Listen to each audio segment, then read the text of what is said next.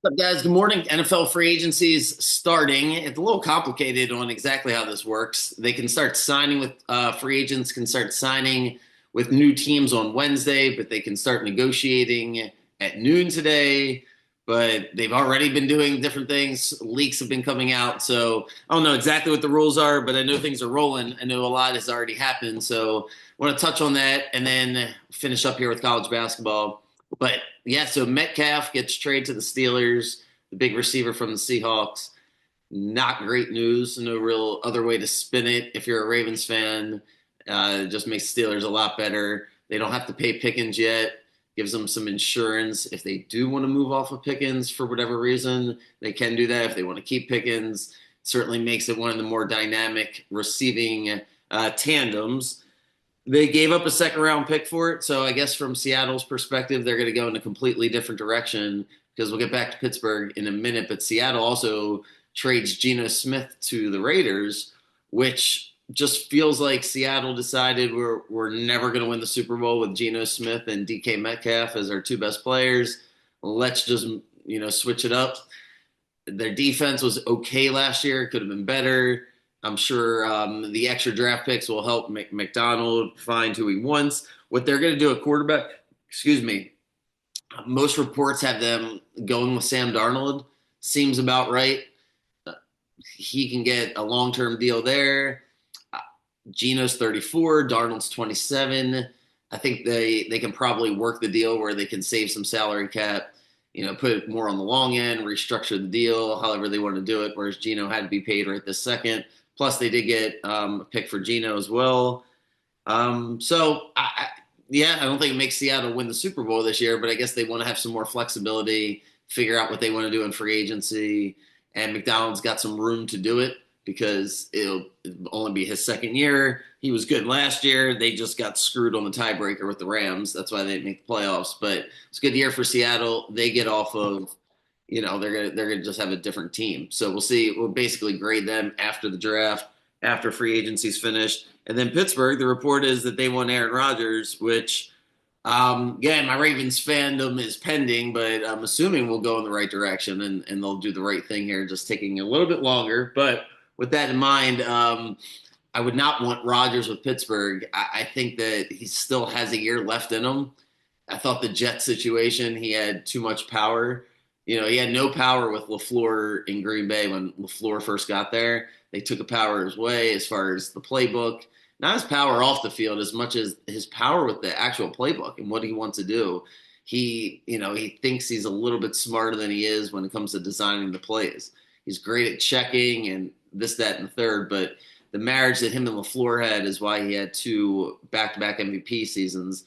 I I think he might make it work in Pittsburgh. It would make me nervous if he ended up there. I think it's a good move for them. If they brought back Justin Fields and ran it back with him or Russell Wilson, that'd be great. But that's what they did last year. It ended so poorly for Pittsburgh. They're definitely going to do something different, and they don't have a ton of options. Darnold's not going to be an upgrade in their minds from Justin Fields. I don't think that's the direction they want to go. Pay him a lot of money, and they're not going to draft high enough to get somebody. And when you go through the quarterbacks, there's really not a lot there. Geno was the one domino where if you felt like you were a Geno Smith away from getting there. I don't think the Raiders feel that way. I think Pete Carroll's just dying to make the playoffs and be relevant, and Geno gets them to relevancy. Whereas Pittsburgh is dying to make a run in the playoffs here and get back to the Super Bowl. Geno doesn't quite do that for them. Rodgers has the biggest upside for them. That's the only chance they really have is a magnificent Rodgers season, which I think is in play. So that would be most likely how Pittsburgh's going to handle things. And if Darnold ends up in Seattle, where does that leave Minnesota? It probably leaves Minnesota with a quarterback battle with J.J. McCarthy, who they drafted last year. And they have Daniel Jones pending if they want to re-sign him. And I think they probably just want to roll with McCarthy. That was the plan last year. And they got a bonus season out of Darnold. They still want to follow the business model of paying the rookie quarterback. O'Connell did a great job with the Vikings. I think they just have faith that McCarthy would get it done. They already paid Justin Jefferson. Guys are pretty happy on that team. I don't know what the ceiling is with the Vikings, but I doubt they're going to invest. If they're not bringing Darnold back, they're not going to invest in a different quarterback. They'll just roll with McCarthy. The Falcons is an interesting situation. Penix is going to be the quarterback. He's going to be the starter. Cousins, I believe it's like in 3 days, 4 days, something like that, where they have to, if they don't do anything with him, he gets a $15 million roster bonus. So does that mean they cut him?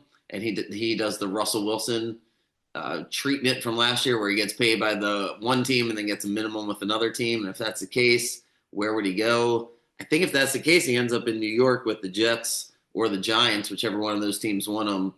Those are the two teams where it's like, man, they got to do something.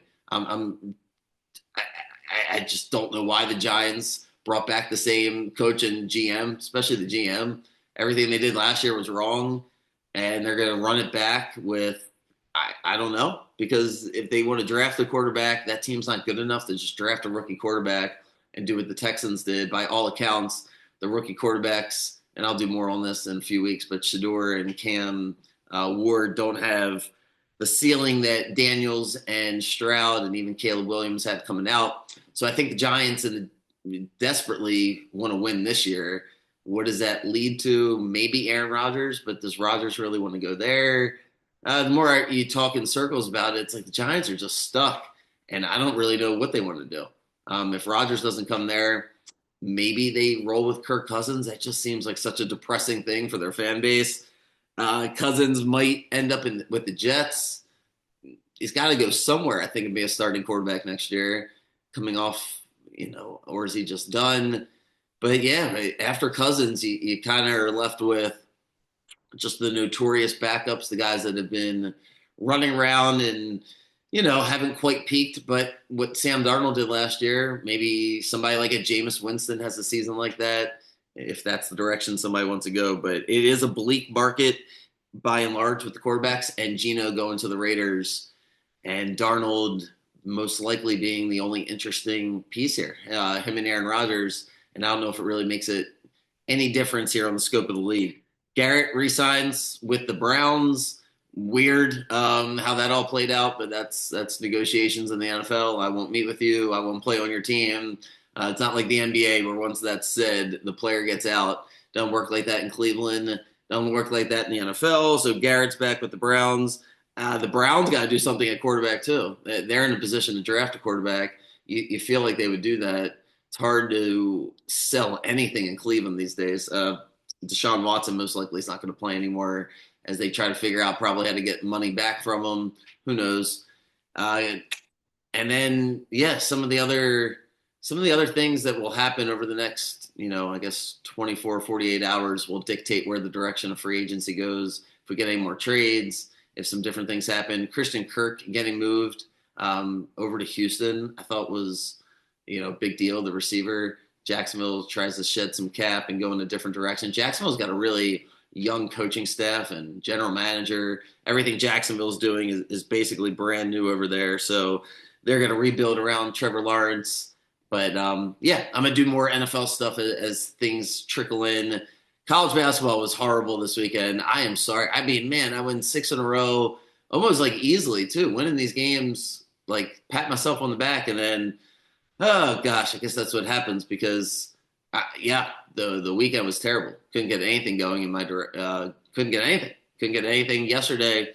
Thought Nebraska would blow out Iowa and said Iowa blows out Nebraska. And now Nebraska's not in the tournament. So the Big Ten tournament, the last 3 teams don't make it. And now Nebraska is not going to make it after all the tiebreakers and everything that happened yesterday.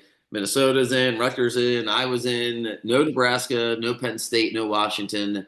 So this is the best week for me for college basketball just because any team can make it, makes these games super exciting. So on the wrong side of High Point yesterday. They just couldn't score enough points in the first half. And then blew out Winthrop, so I didn't get the free throws at the end. And then Bradley just faded, just had nothing in the second half as Drake really dominated them the entire second half. So not fun. Looking forward to this week. Looking forward to get back on track. And, just a point of order, J Mart's going to take a break with his picks. Just really busy with the semester and finals coming up and just everything crammed up. So we'll hopefully get some content in, doing some college basketball and do some NBA, but we're not going to have daily picks. It's just a little too much pressure right this second. So just wanted to make that point and yeah, keep everybody updated on everything that's going on and what direction I'm headed. Appreciate you guys. If you have any questions, I'm available. And is there anything else?